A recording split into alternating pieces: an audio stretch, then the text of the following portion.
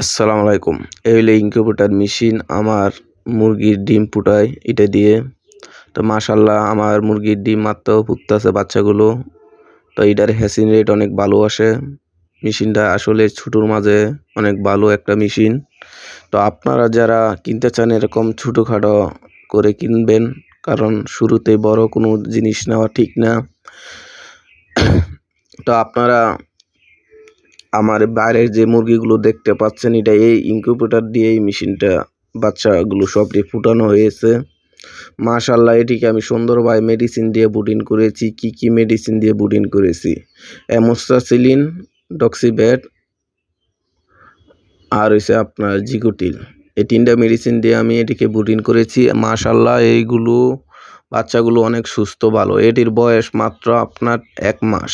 এটির বয়স মাত্র ১ মাস। বাচ্চাগুলো অনেক সুন্দর হয়েছে, অনেক ভালো হয়েছে। আলহামদুলিল্লাহ, আরও অনেক বাচ্চা আমি বিক্রি করছি এটির থেকে।